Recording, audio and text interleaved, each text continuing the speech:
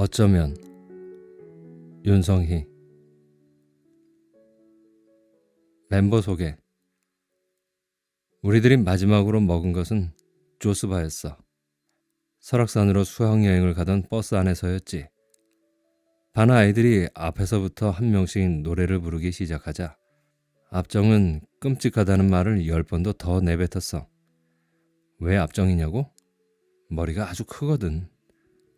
나는 자는 척 해야겠다. 앞정 옆에 앉은 라디오가 의자 등받이 조절 버튼을 누르면서 말했어. 그러자 앞정의 의자가 뒤로 젖어졌지. 라디오, 이건 내 의자야. 넌 저쪽 걸 눌러야지. 알았어. 너도 잠이나 자.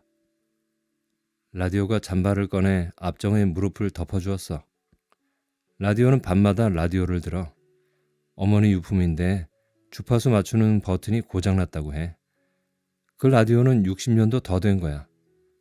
딸에게서 딸로 물림해온 것이지. 그게 작동하냐고?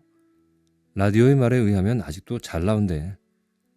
듣는 사람이 주파수를 맞출 수 없는 게 흠이지만 내 라디오는 스스로 방송을 선택해. 라디오는 그렇게 말했어. 어제는 이탈리아 방송이 나왔어. 3시간 내내 오페라만 틀어주더라. 라디오는 학교에 오면 전날 들었던 방송 이야기를 하곤 했어. 그럴 때마다 앞정은 라디오의 손을 잡고는 라디오의 머리를 때렸지. 이 고장난 라디오야. 우리들은 같이 밥을 먹는 사이야. 학기 초에 어쩌다 보니까 급식 시간에 같은 자리에 앉게 되었어. 그리고 그날 이후로 우리들은 붙어 다녔지. 우리 4명의 공통점은 친구들 사귀는 일에 별다른 노력을 하지 않는다는 거야. 다른 애들이라고 뭐 다르겠어? 급식 시간에 다른 자리에 앉았다면 아마 다른 친구가 생겼겠지. 더 근사한 친구들로 말이야. 어느새 반 친구들의 절반 이상이 노래를 불렀어. 마이크가 뒤쪽으로 넘어오자 거울의 얼굴이 창백해지기 시작했지. 너 솔직히 말해. 오줌 마렵지? 내가 물었어. 거울이 응 하고 대답했어. 거울은 긴장을 하면 오줌 마려운 걸 참지 못해. 음악 실기 시험을 보던 날 노래 부르다 오줌이 마려울지 모른다며 조카 기저귀를 차고 오기도 했거든. 거울은 우리 반에서 노래를 가장 못 부르는 아이일 거야. 참, 거울이라고 하니까 다들 너무 자주 거울을 봐서 붙인 이름이라고 생각하더라. 그 반대야. 도대체 거울이라는 걸 보는 건지 한 번은 이마에 죽은 모기를 붙이고 왔더라니까. 짐작했겠지만 그래, 사실 거울은 좀 멍청해. 노래 부르지 마. 나도 안 부를 거야. 나는 두 손을 가랑이 사이에 놓고는 어쩔 줄 몰라 하는 거울에게 말했어. 그때 자는 척하고 있던 라디오가 갑자기 일어나 소리쳤지. 선생님, 오줌 마렵대요. 곧 쌀 것 같아요. 담임이 빈 페트병을 흔들면서 말했어. 싸라. 선생님, 우린 여자예요. 버스에 있던 아이들이 동시에 외쳤지. 버스가 휴게소에 들어서자 거울은 허리띠를 풀었어.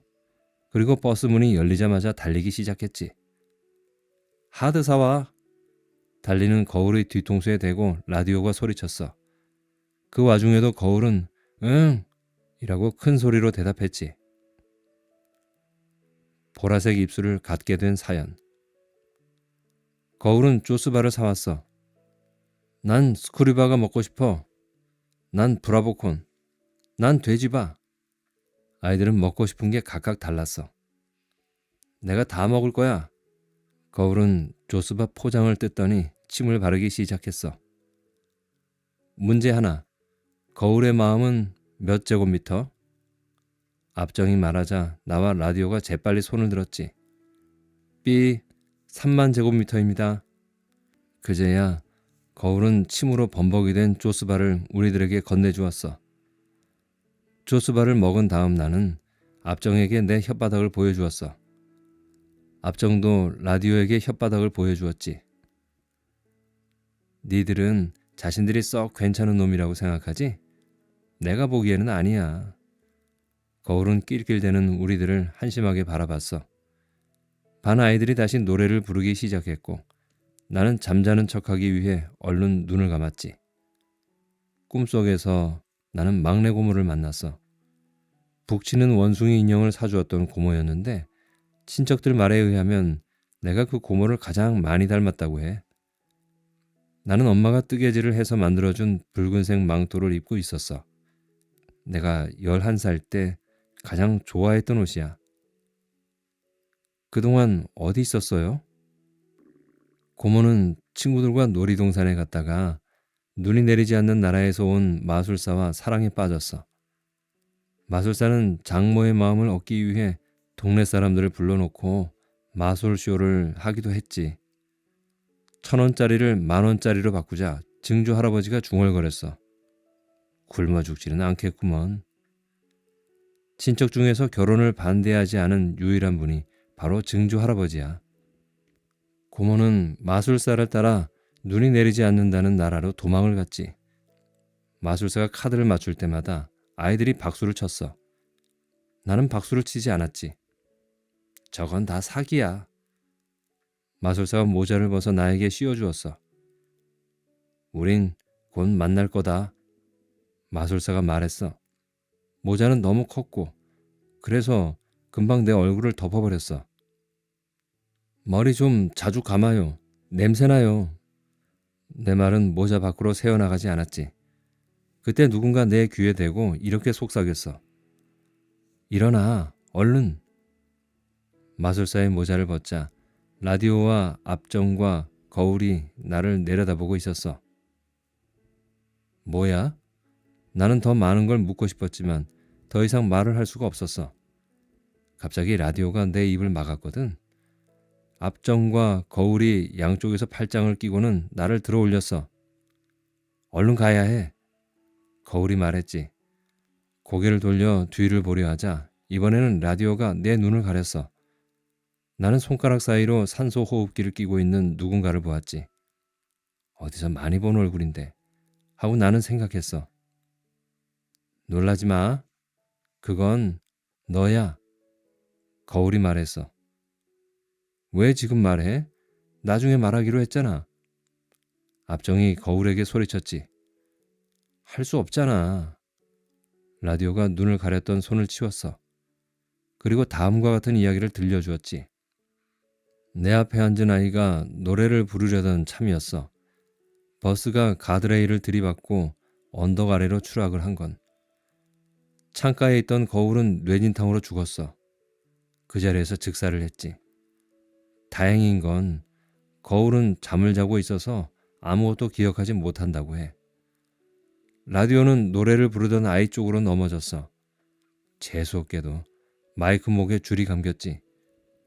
앞정은 차 밑에 깔렸는데 다치지 않은 반 아이들이 힘을 합해 차를 들어 올렸어.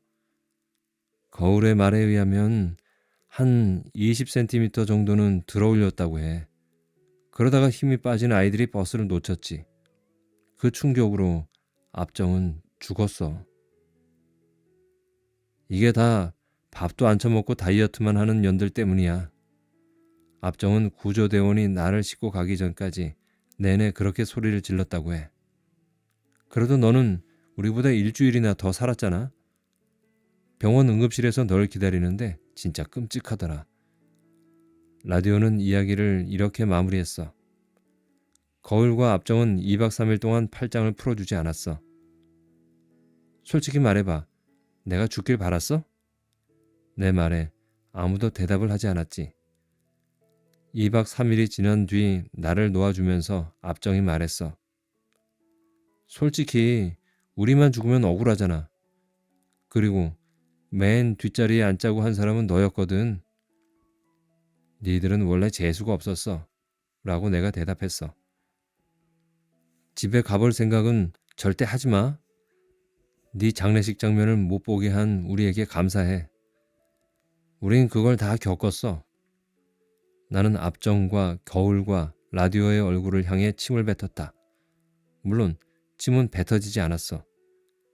침이 뱉어지지 않자 친구들 말이 무슨 뜻인지 알 것만 같더라고. 울고 싶어도 눈물이 나지 않았을 거 아냐. 나는 친구들의 얼굴을 보면서 이렇게 물었지. 그런데 너희 입술이 왜 그래? 너도 그래. 죽기 전에 우리 모두 쪼스바를 먹었잖아.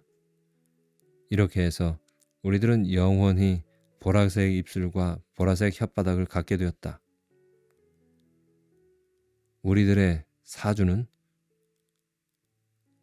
우리들은 갈 곳이 없었어. 영화에서 보던 것처럼 자유롭게 하늘을 날아다닐 수 있는 것도 아니었지. 우리들은 얼마 전에 새로 지은 아파트 단지로 갔어. 거기에는 라디오가 마법 양탄자라고 부르는 정자가 있었거든. 라디오는 정자 주변에 벌어진 담배꽁초들을 들여다보면서 중얼거렸어. 내가 버린 게 어느 걸까? 그러자 압정이 너 담배 피워? 하고 소리쳤지.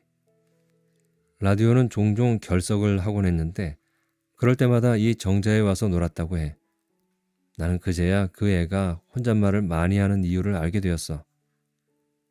이삿짐 트럭이 들어올 때마다 라디오는 구경을 해야 한다며 사라졌어. 텔레비전이 없어. 이상한 집인 것 같지 않아? 그릇이 하나도 없는 집이 있어. 밥을 안 해먹는 걸까? 식탁이 얼마나 큰지 알아? 의자가 12개더라고. 도대체 식구가 몇 명일까? 난 라디오를 따라서 사람 얼굴 모양의 시계를 구경하러 갔어. 혓바닥이 시계추였는데 혓바닥이 좌우로 움직일 때마다 눈동자도 같이 움직였어. 나는 정자로 돌아와 하루 종일 시계 흉내를 내보았지.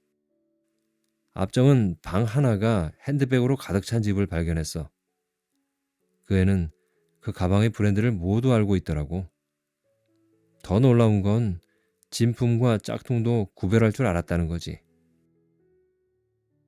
넌 20대가 되면 아마도 명품족이 될 거야. 내가 말했어. 그때 구석에 앉아있던 거울이 제발 이라고 말했어. 누가 제발 이 못 좀 박아줘. 거울이 자리에서 일어나자 튀어나온 못이 보였어.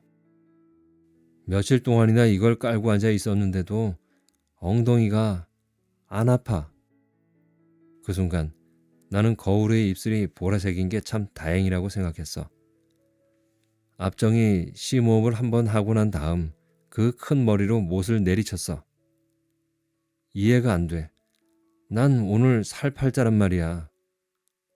거울이 여전히 튀어나와 있는 못을 보며 말했어. 내 손금은? 이거 봐. 라디오가 손바닥을 펼쳐 우리에게 보여주었지. 생명선이 아주 길었어.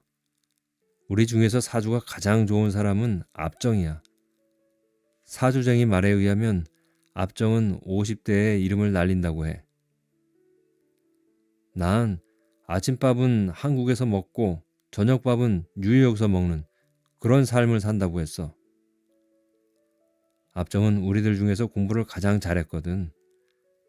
나는 딸만 셋을 낳는다네. 둘째 딸이 속을 썩일 거지만 그래도 무난하게 자란다고 했어.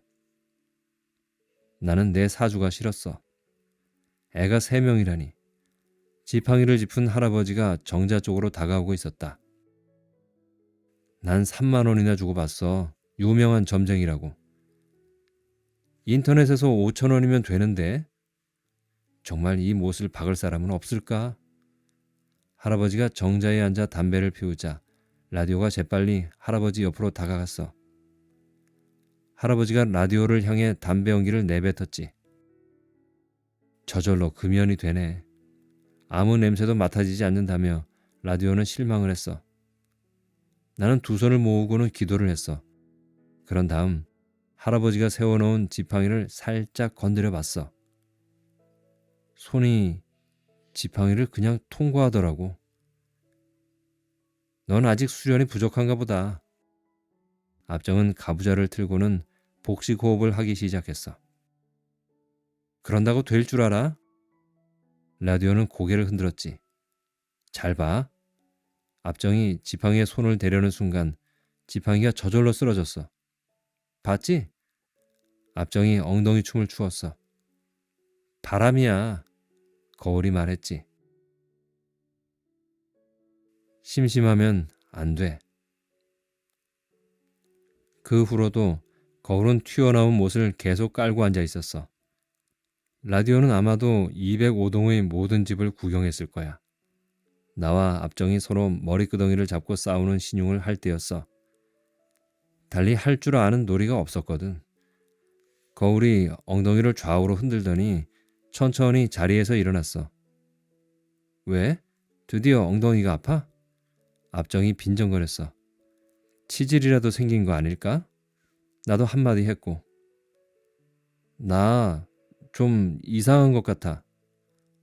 거울이 오른쪽 다리를 우리 앞에 내밀었어. 이럴 수가. 라디오가 두 손으로 자신의 입을 막았어. 거울의 오른 발이 보이지 않더라고. 사라졌어. 그래, 사라졌다니까. 나는 얼른 내 발을 내려다보았지. 물론 앞전과 라디오도 그렇게 했어. 난 괜찮네. 거울에게 미안했지만 나머지 셋은 안도의 한숨을 쉬었지. 이러다 전부 사라지는 게 아닐까? 그리고 오줌도 마려운 것 같아. 거울의 목소리가 떨렸어. 라디오가 이런 의견을 내놓았어. 우리들보다 먼저 죽은 사람들을 찾아가야 한다고. 그들에게 물어보면 뭔가 답이 나오지 않겠느냐고. 넌 죽으니까 똑똑해지는 것 같다. 압정이 라디오의 머리를 쓰다듬었어. 그거 욕이지? 우리들은 응 하고 대답했지. 생각보다 멀쩡하게 생긴 귀신들이 많아서 우린 놀랐어. 의외로 귀신처럼 생긴 사람들이 많다는 사실에 또 한 번 놀랐고. 횡단보도 앞에서 만난 귀신은 욕을 한바탕 하고 사라졌어. 아직도 우린 왜 욕을 먹었는지 모르겠어. 장림 거지 옆에서 장난을 치는 어린아이 귀신을 만났지. 동전을 셀 때마다 숫자가 줄어들자 장님은 누구 있어요? 라고 허공이 대고 소리쳤어. 우리는 아이에게 거울의 발목을 보여주었어. 왜 이런 거래요? 아이도 모르는 눈치였지. 그럼 물건은 어떻게 옮기는 거니? 압정이 물었어. 반말해서 알려주기 싫어요. 아이는 말했어. 극장 입구에서 팔짱을 끼고 나오는 할아버지 할머니를 발견한 사람은 라디오였어. 그들은 사람들의 어깨를 밟아가며 인파를 헤쳐나오고 있었지. 며칠 동안 아무것도 안 했지? 거울의 다리를 본 할아버지가 말했어. 점쟁이세요? 그럼 우리 사주 좀 봐주세요. 그렇게 말했다가 나는 친구들의 구박을 엄청 받았어. 아무것도 안 하면 이렇게 돼. 천천히 사라지는 거지. 그렇게 되면 저 위로 가는 거야. 할아버지가 손가락으로 하늘을 가리켰어. 그때 옆에 있던 할머니가 할아버지의 볼에 뽀뽀를 했어.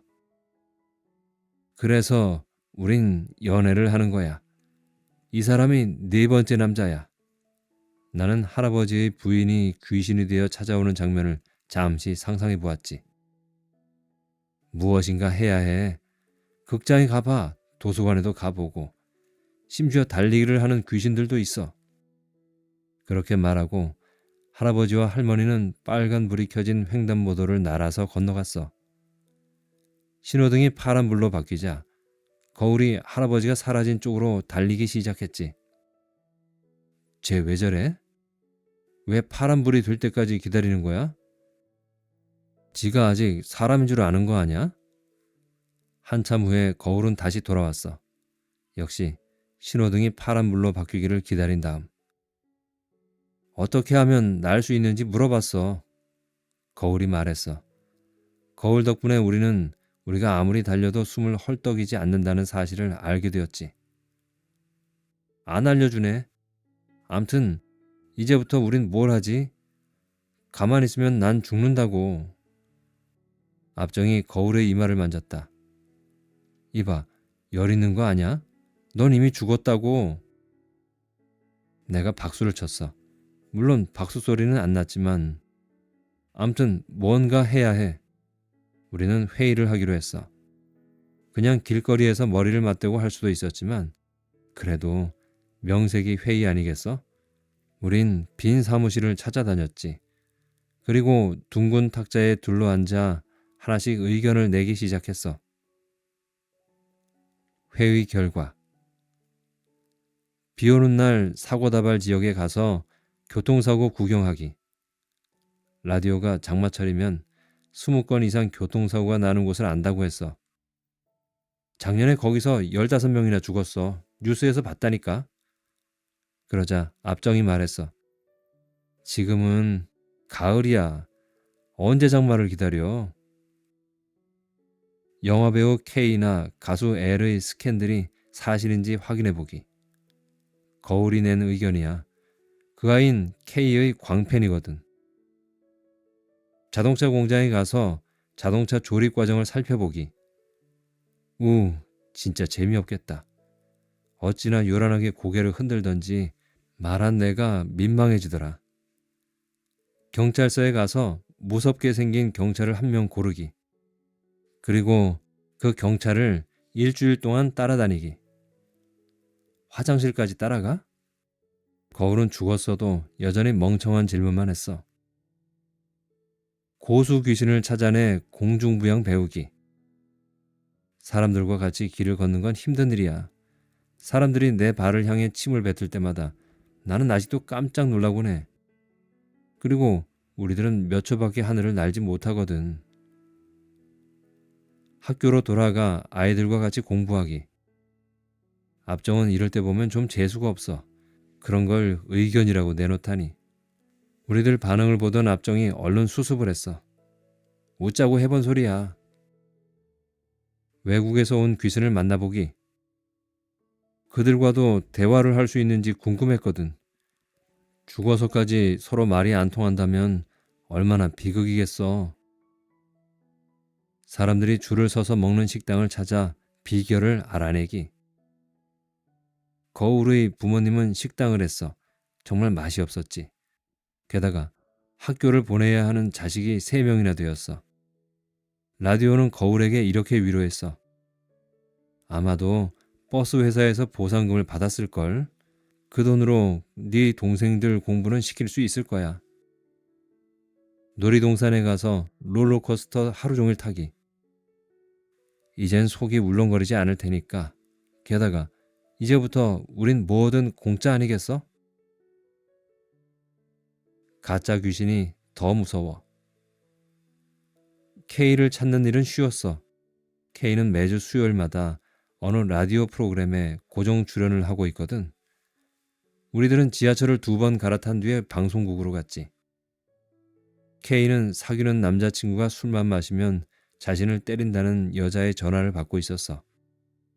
K는 여자에게 이렇게 대답해 주었어. 헤어지세요. 그러자 여자가 떨리는 목소리로 말했지. 하지만 아직도 사랑해요. 우리들은 K가 다음에 무슨 말을 할지 알고 있었어. 그렇다면 평생 맞고 사시던가요? 라고 대답할 거야. 우리들은 K의 전화 상담 코너를 좋아했어. K는 늘 이렇게 말하지. 헤어지세요. 경찰에 신고하세요. 당신 바보인가요? 얼른 그녀의 집으로 달려가세요. 그리고 사랑한다고 말하세요. 마음대로 사세요.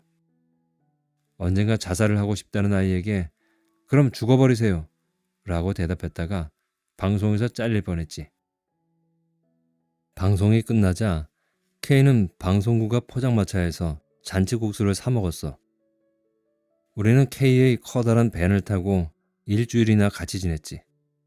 돌아가면서 K의 무릎에 앉아봤는데 그러고 나서 우리들은 많이 부끄러웠어.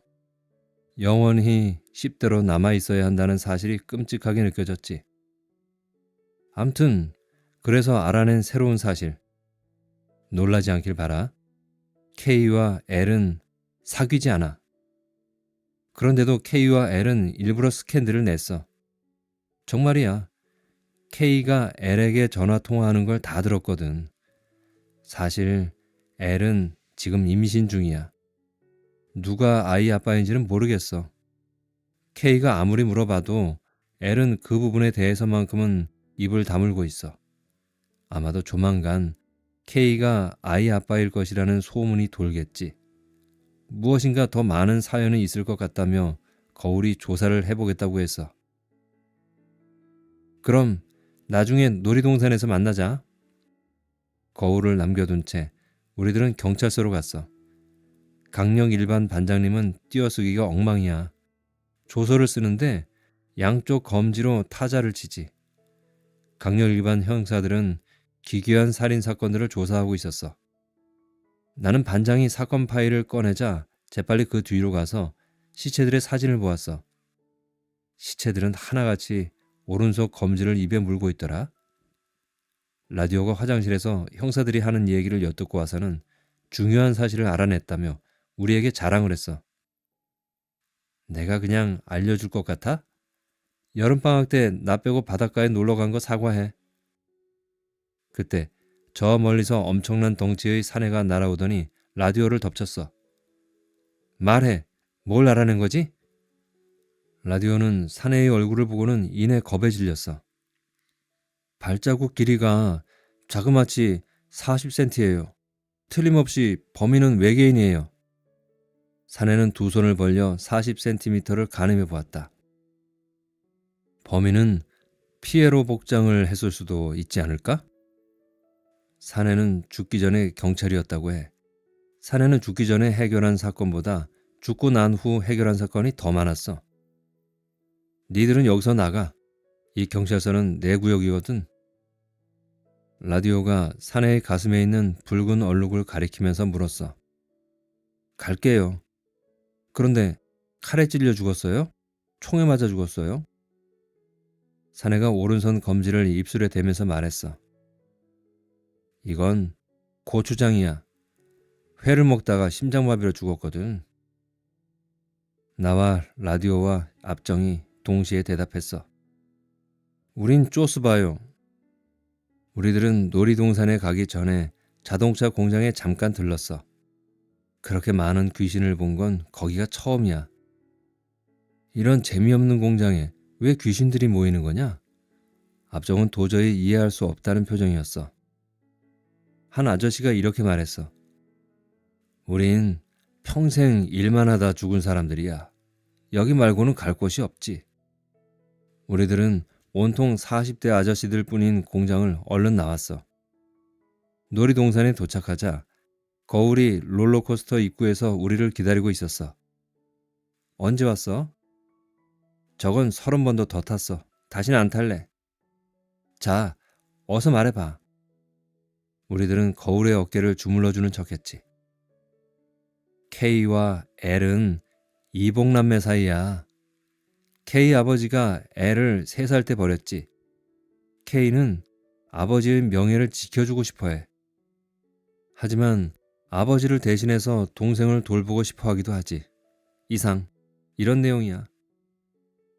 어찌나 빠른 속도로 말하는지 그 의미를 해석하는데 한참이나 걸렸어. 우리 이모가 기자인데 그 사실을 알려줄 수만 있다면 얼마나 좋을까? 내가 말했어. 치사한 년. 친구들이 나를 째려봤어.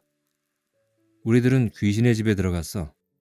소복을 입은 처녀 귀신이 천장에서 떨어지자 거울과 압정이 소리를 질렀어. 손을 잡고 있던 연인들이 귀신 인형의 머리카락을 잡고 흔들면서 깔깔거렸어. 우리는 좀 쪽팔렸어. 가짜 귀신한테 놀란 진짜 귀신이라니. 누가 알아차렸을까봐 우린 조심스럽게 주변을 둘러보기도 했어. 공중부양의 달인.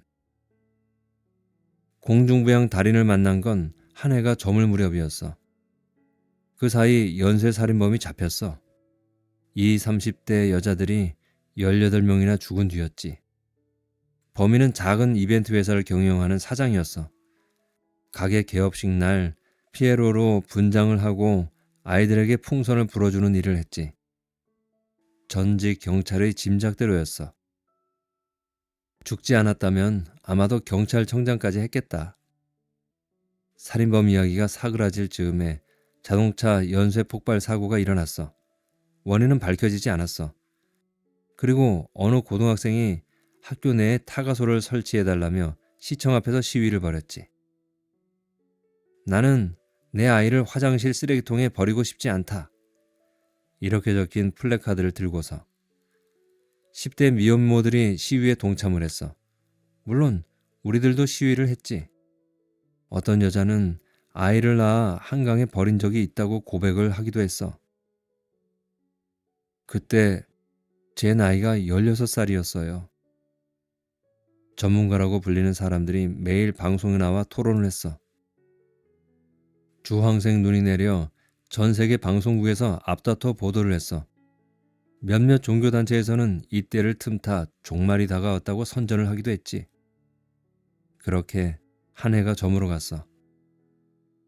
거울은 서울의 야경을 보면서 한 해를 정리하고 싶다고 했어.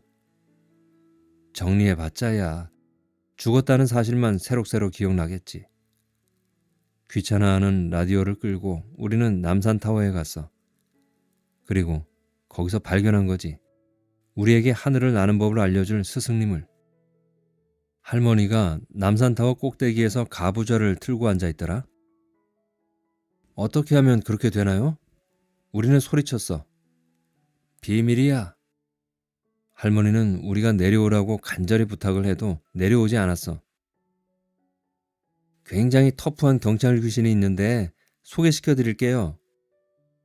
수양딸이 되어드릴 수 있어요. 혹시 화풀이 대상이 필요하다면 그렇게 하세요.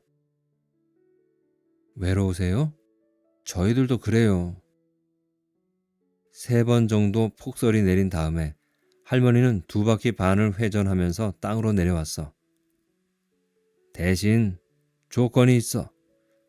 나중에 부탁 하나만 들어주길. 우리들은 거수경례를 하면서 대답했지. 네. 우리를 날게 하는 말들. 각자 자기가 좋아하는 단어 하나씩 생각하기. 이것이 우리의 과제였어. 압정은 인간 탑쌓기라고 했어. 부모님이 이혼 선언을 하던 날이었어. 나는 텔레비전을 보고 있었지. 수백 명의 사람들이 모여 탑을 쌓고 있더라. 엄마가 미안하다라고 말했어. 탑의 맨 꼭대기에 서 있는 내 모습을 상상해 보았지. 그걸 생각하고 있으니까 모든 게 너그러워지더라. 나는 엄마의 어깨에 2손을 올려놓고는 이렇게 대답했어. 괜찮아요. 뭘 그런 걸 가지고 그러세요? 인간 탑쌓기를 하는 나라가 어디였는지 생각이 날 듯 말 듯했어. 지구촌 뉴스라든지 해외 토픽 같은 프로그램에서 본 적이 있었거든. 아, 네이버가 그립다. 그러자 할머니가 물었어. 네이버가 뭐냐? 그것도 모르세요? 그래, 모른다. 국민학교도 못 댕겨서 그런다. 그렇다고 무시하면 죽어. 우리들은 할머니를 선생님이라고 부르기로 했어. 할머니는 몇 개 남지 않은 일을 드러내며 웃었지. 선생님이라니 좋다. 라디오는 라디오라고 말했어. 에이, 상상력이 너무 부족해. 넌 라디오밖에 모르냐?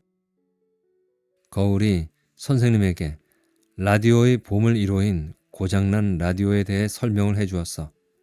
물론 라디오가 자기 마음대로 주파수를 맞춘다는 이야기도. 난 믿어. 세상에 못 믿을 이야기가 어디 있겠어.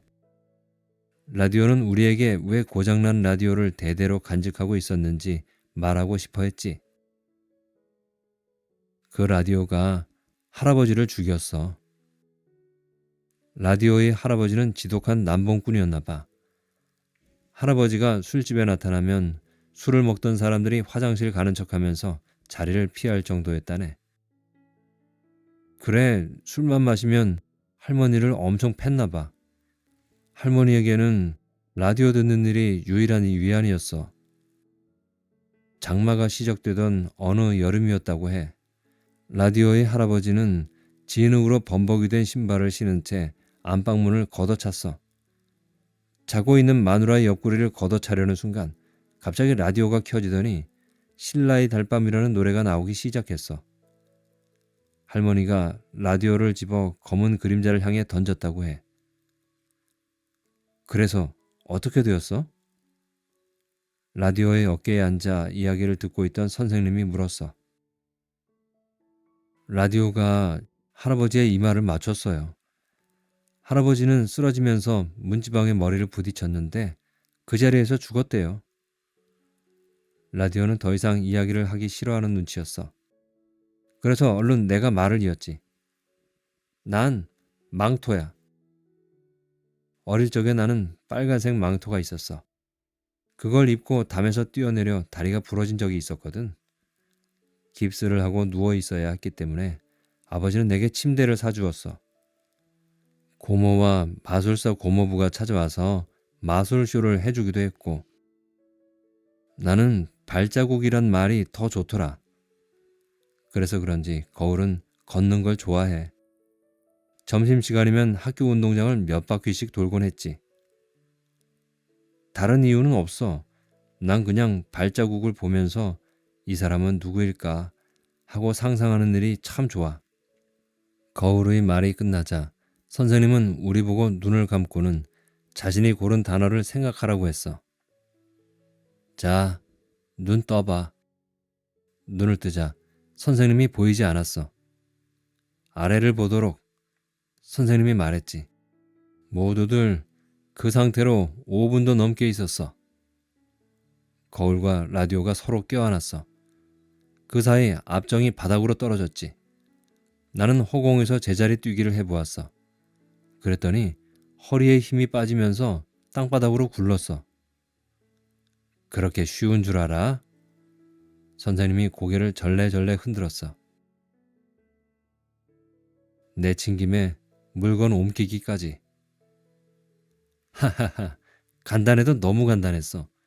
그건 귀신이 되면 그냥 자동으로 생기는 능력이라나? 그럼 그렇지. 죽은 것도 억울한데 그런 능력 정도는 줘야죠. 안 그래요? 라디오가 하늘을 향해 소리쳤지. 지랄한다. 지랄해.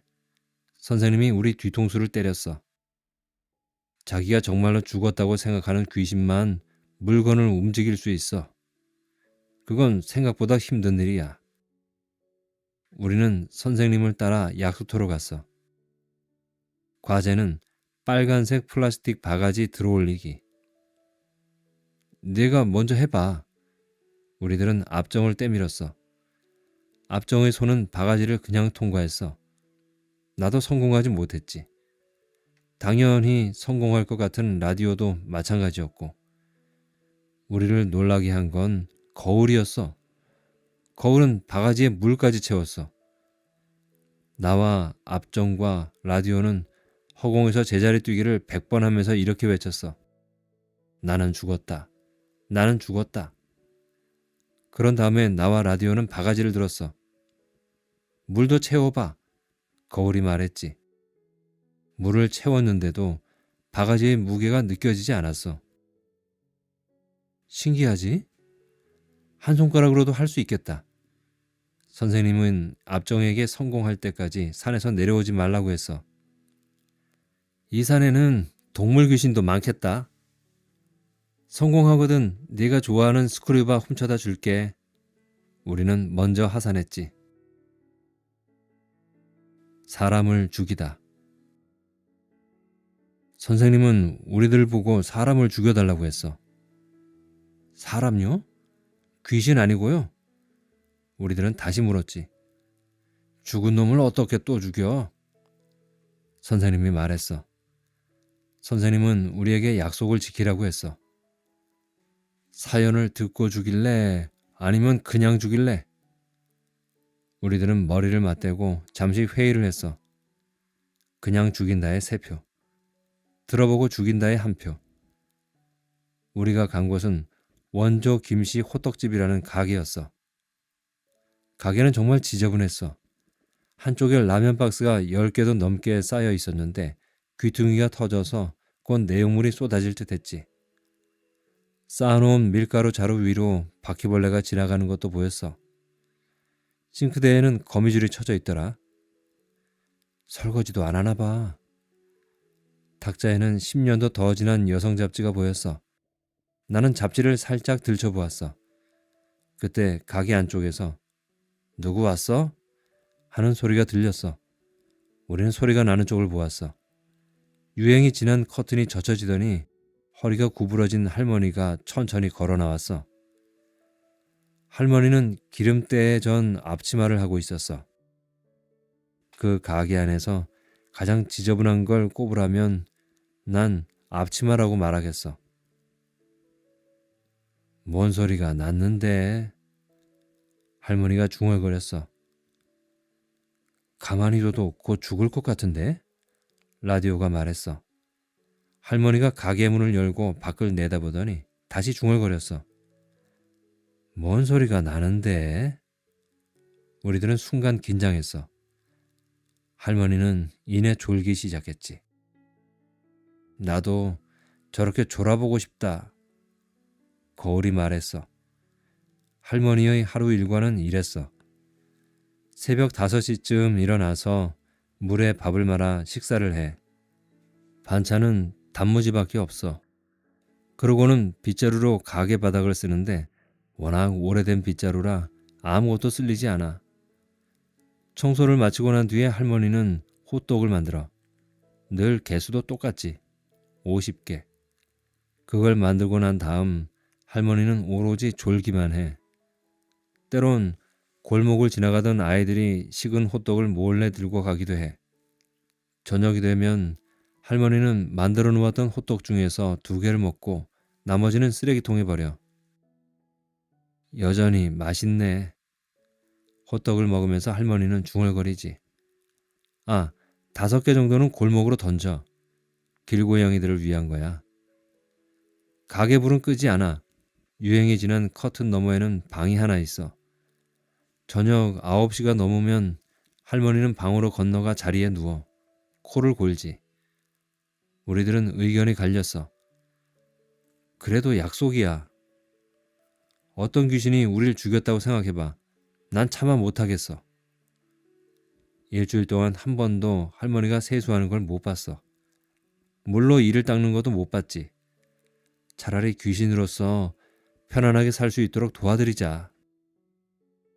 그래서 우리들은 이렇게 합의를 보았지. 호떡집에 단 한 명이라도 손님이 오는 걸 보고 난 후에 결정하자고.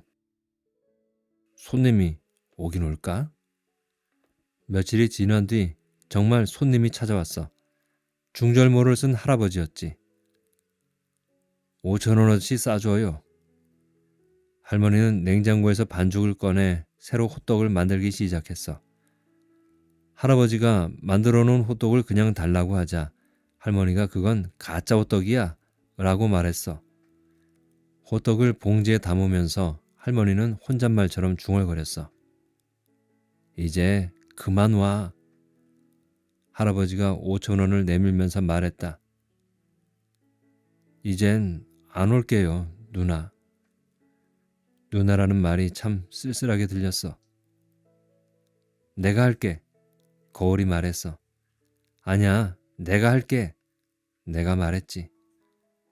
그래, 우리가 하자. 라디오와 압정이 말했어. 내가 냉장고 문을 열었다 닫았어. 거울이 밀가루를 공중에 뿌렸지. 라디오는 칼로 도마에 흠집을 내기 시작했어. 그 사이 압정은 할머니의 귀에 무슨 말인가를 속삭였지. 사실 압정은 아직도 물건을 옮기지 못해. 그날 밤 할머니는 잘 때도 벗지 않던 앞치마를 벗었어. 속옷도 갈아입었지. 옷걸이에서 분홍색 꽃이 그려진 잠옷을 꺼내 입었어. 자리에 누워 할머니는 허공에 대고 이렇게 말했어. 알았어요. 알았어요. 그러고는 이내 코를 골았지. 코 고는 소리가 점점 작아지더니 마침내 아무 소리도 들리지 않더라. 할머니가 우리 앞에 나타난 것은 새벽 무렵이었어. 죄송해요. 거울이 사과를 했어. 압정과 라디오가 얼른 선생님을 데리러 갔지. 할머니는 선생님을 알아보지 못했어. 나야, 맞은편 가게 원조 김씨. 선생님이 말했어. 너였어?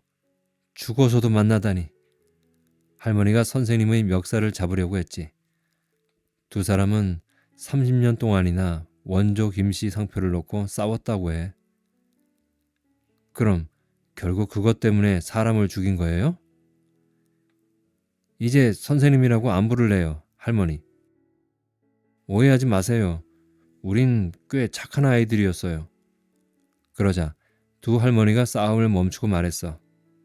내 이야기 좀 들어봐. 우리는 할머니들의 이야기를 들어주고 싶은 마음이 없었어.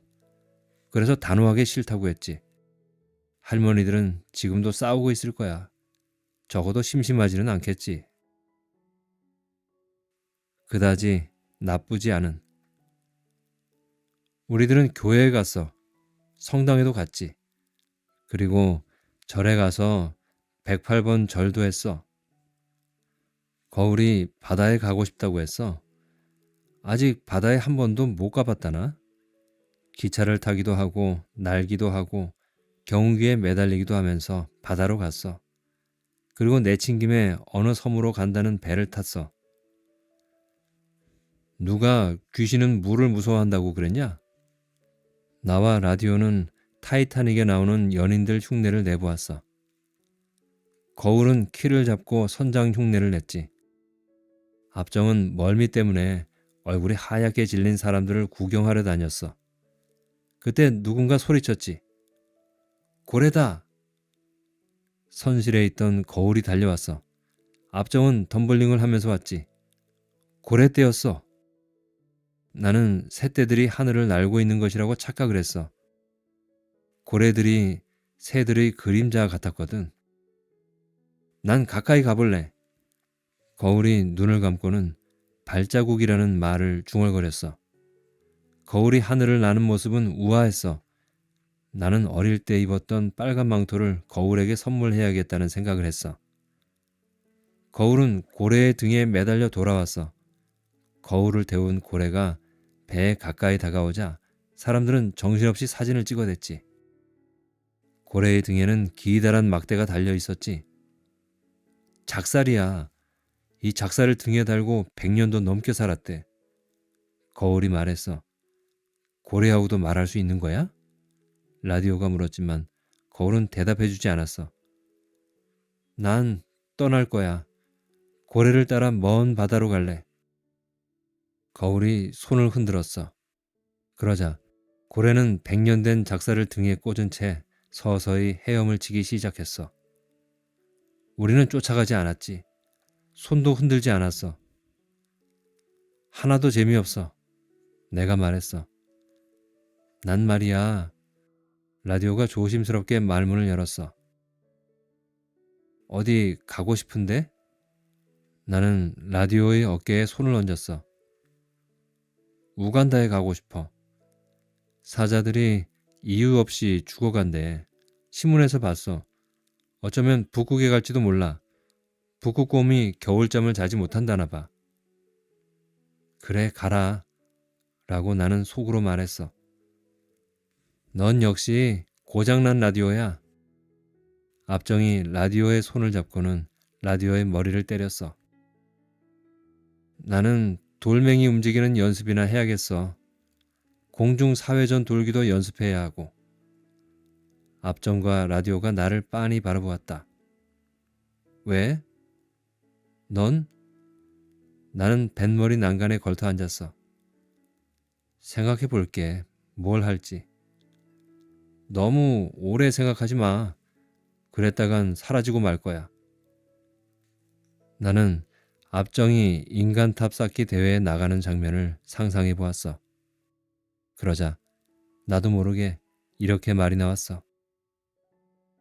그것도 나쁘지 않지.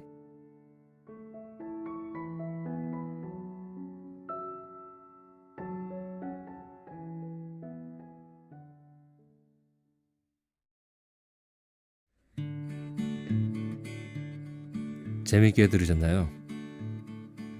우리는 보통 죽음을 대할 때 어떤가요?